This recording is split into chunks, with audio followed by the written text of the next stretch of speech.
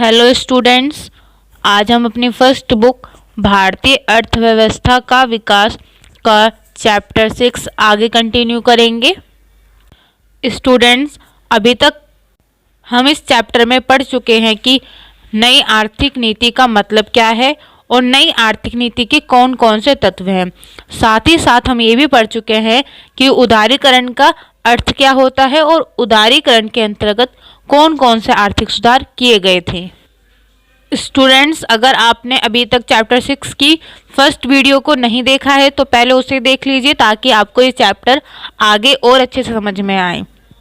तो स्टूडेंट्स, हमारा first topic है निजीकरण। स्टूडेंट्स, निजीकरण वह प्रक्रिया है जिसमें निजी क्षेत्र किसी सरकारी उद्यम का मालिक बन जाता है या फिर उसका प्रबंध करता है। स्टूडेंट्स, सरकार ने ऐसा 2 प्रकार से किया है।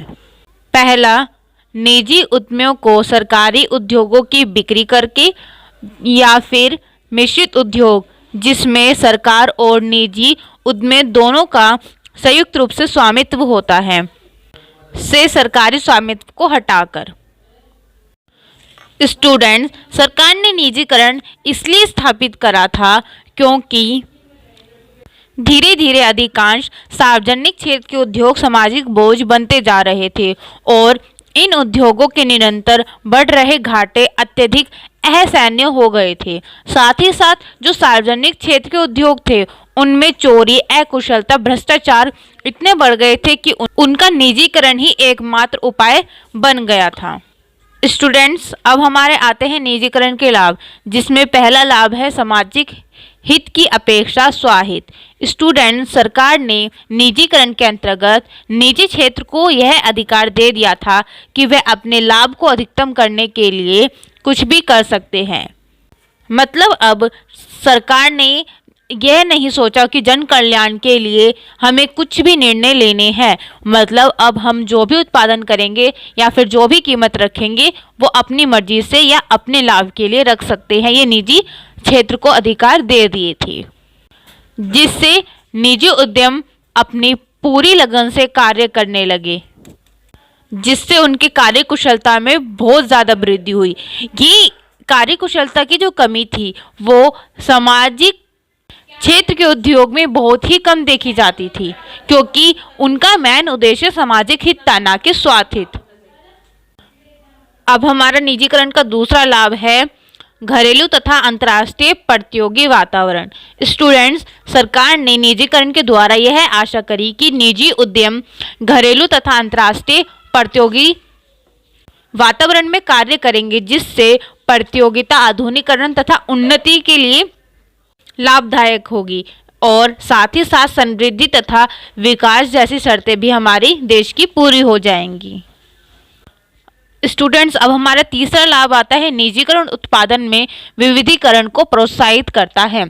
स्टूडेंट्स, जैसे कि हम पहले भी पढ़ चुके हैं कि निजी क्षेत्र उच्च लाभ प्राप्त करने के लिए उत्पादन अपनी पूरी कार्यकुशलता के साथ करता है और इस लाभ के अंतर्गत निजी क्षेत्र उत्पादन के विस्तार और विविधीकरण के लिए भी निरंतर विचार करता रहता है, जिससे उनका लाभ अधिकतम हो सके।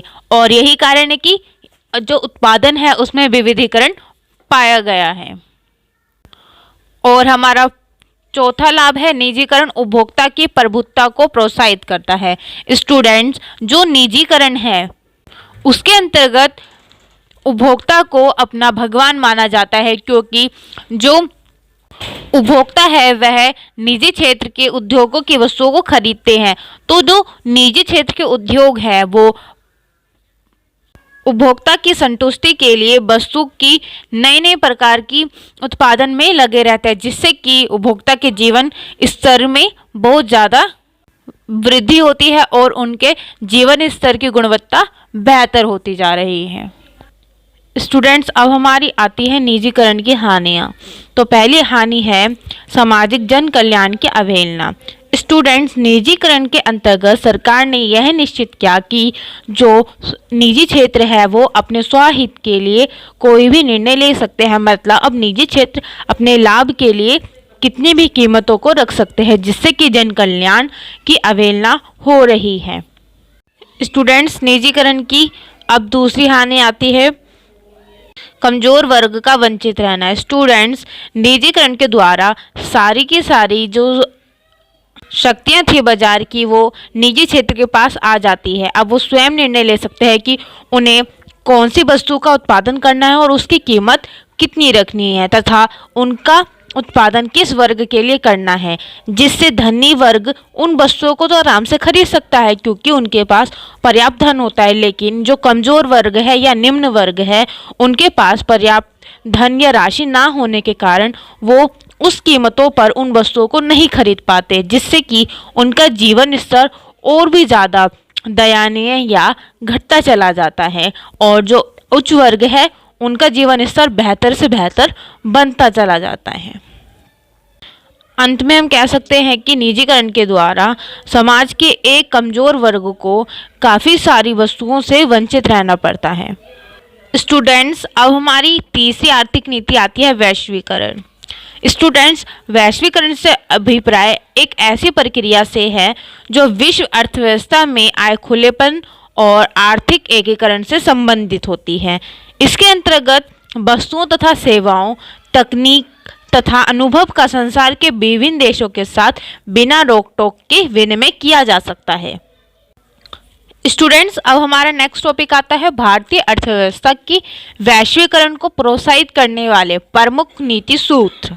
स्टूडेंट्स, हमारी सरकार ने भारतीय अर्थव्यवस्था में वैश्वीकरण को प्रोत्साहित करने के लिए काफ़ी नीति सूत्र बनाए हैं, जिनमें से कुछ ये हैं।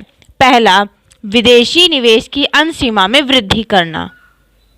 स्टूडेंट्स, इसके अंतर्गत सरकार ने 1991 के बाद विदेशी पूंजी निवेश की अंत सीमा को 40% से बढ़ाकर 51% से 100% कर दिया है। स्टूडेंट्स, अंश का मतलब होता है शेयर्स। जैसे आपने सुना होगा कि किसी कंपनी के इतने शेयर्स हैं, तो यही कह रहा है इस टॉपिक में कि विदेशी पूंजी निवेश के शेयर्स की सीमा को 40% से बढ़ाकर सरकार ने अब 51% से 100% कर दिया है। मतलब अगर कोई भी विदेशी व्यक्ति चाहता है कि हम इस देश की कंपनी के ये शेयर्स खरीदें, तो वो अब आसानी से खरीद सकता है। अब हमारा दूसरा नीति सूत्र आता है आंशिक परिवर्तनीयता। स्टूडेंट्स, आंशिक परिवर्तनीयता का मतलब है बाजार कीमत पर विदेशी करेंसी को खरीदना और बेचना। स्टूडेंट्स, वैश्वीकरण के अंतर्गत सरकार ने भारतीय रुपये की आंशिक परिवर्तनीयता की अनुमति को वस्तुओं तथा सेवाओं के आयात निर्यात, निवेश पर ब्याज या लाभांश का भुगतान और परिवार के खर्च के लिए भेजी हुई रकम द्वारा किया है। स्टूडेंट्स, अब हमारा तीसरा नीति सूत्र है दीर्घकालीन व्यापार नीति। स्टूडेंट्स, 1991 में सरकार ने जो ये आर्थिक नीति या आर्थिक सुधार लागू करे थे, वो केवल उन्होंने 5 वर्षों के लिए किए थे। लेकिन उन्होंने देखा कि हमारी अर्थव्यवस्था में एक विशेष प्रकार का परिवर्तन हुआ है जो हमारी समृद्धि और विकास के लिए लाभदायक है। इसलिए सरकार ने इसे दीर्घकालीन व्यापार नीति बना दी है। स्टूडेंट्स, हमारा फोर्थ नीति सूत्र आता है प्रशुल्कों में कमी। स्टूडेंट्स, सरकार ने प्रतियोगिता को प्रोत्साहित करने के लिए भारत तथा शेष विश्व के बीच किए जाने वाले व्यापार की जो अधिकांश वस्तुओं पर प्रतिबंध लगा रखे थे, प्रशुल्क संबंधी उन सभी अवरोधों को हटा लिया है, जिससे वैश्वीकरण को बहुत ज़्यादा बढ़ावा मिला है। स्टूडेंट्स, अब हमारा 5वां नीति सूत्र आता है परिमाणात्मक प्रतिबंध को हटाना। स्टूडेंट्स, 1991 से पहले आयात मदों पर काफ़ी सारे प्रतिबंध लगा रखे थे, लेकिन 1991 में जो आर्थिक नीति बनाई गई थी उसके अंतर्गत आंशिक रूप से ये प्रतिबंध हटा दिए थे। लेकिन सरकार ने 2001 में सभी आयात मदों पर से परिमाणात्मक प्रतिबंध को पूरी तरह से हटा लिया है। वर्ल्ड ट्रेड ऑर्गेनाइजेशन के द्वारा ये सारे प्रतिबंध हटाए गए हैं।